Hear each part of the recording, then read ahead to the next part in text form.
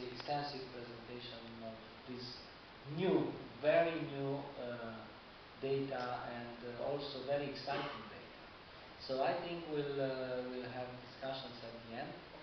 And now it's my great pleasure to call Professor Michael Chop to let us know extremely exciting aspects regarding neural recovery, post-stroke and traumatic brain injury, and also the effects of cerebralizing in extremely interesting animal models and research projects.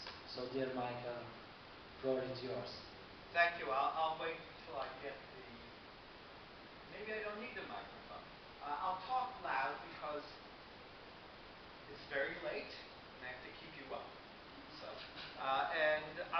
but first of all, I would really like to express my great gratitude to the organizers, particularly to Daphne, who's a very dear and wonderful friend, for inviting me, and for you for attending this late evening. I believe it's a Friday, given my jet lag, I'm not sure. I also want to thank you for really introducing the concept of neurorestoration, really the treatment of the, not the injury, but the treatment essentially of the intact system to stimulate recovery. We all know that there's a cemetery full of drugs that have been attempted to use to treat stroke and traumatic brain injury, neuroprotection. And it's pathetic. There's been an enormous number of patients, monies, resources used. And there's a naivete in this. People have focused on the lesion. This is also a plug for tomorrow's talk. People have focused on lesion, reducing the volume of cerebral infarction, reducing damage. That's extremely difficult to do. But what the body does, what the brain does beautifully, is try to remodel itself. Your patients improve in time. No one looks at what the biological substrates of recovery are. And so what I've been doing for the past numbers of years is trying to understand what is the biological basis? How do we remodel the brain? And what I will present to you in the next few hours, is just some of the work we've done on one of the agents, cerebralizing. And what I will describe to you is some of the mechanisms by which cerebralizing stimulates recovery. And Daphne beautifully presented the concept of a multimodal drug. And I'm going to move it maybe in a slightly different direction and tell you that what cerebralizing does is that it turns on parenchymal cells.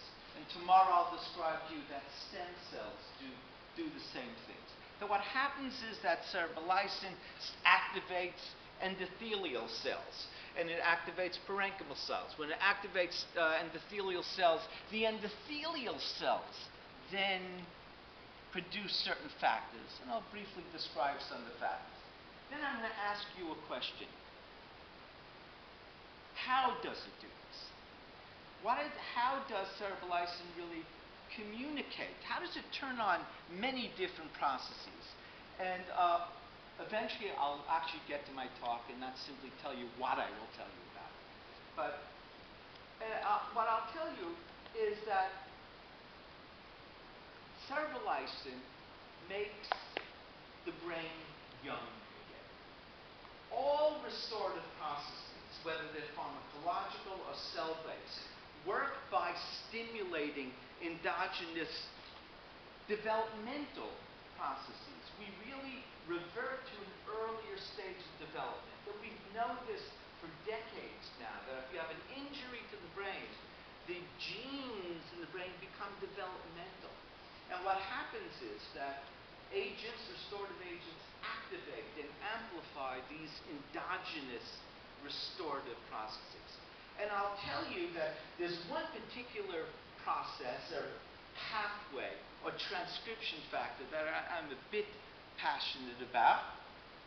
It's called sonic hedgehog. It's a morphogen. A morphogen is an agent that is important in on the modeling of brain.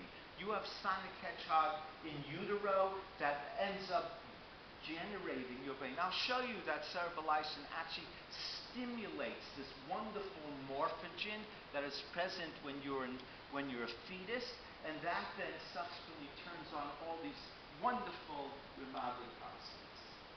Then, if you're not too bored with me, I just want to touch on an area that I feel is very understudied. It's the area of mild traumatic brain injury. And I won't go into mechanisms of action, but I'll show you that cerebrolizin has a profound effect on mild traumatic brain injury. What are some examples of mild traumatic brain injury? Kids playing soccer. That accumulates, and it's fascinating that you can have a mild traumatic brain injury without any evidence at all of morphological, neuropathological change, yet you will get months later dysfunction, and we'll touch on that unless you're throwing me off the stage.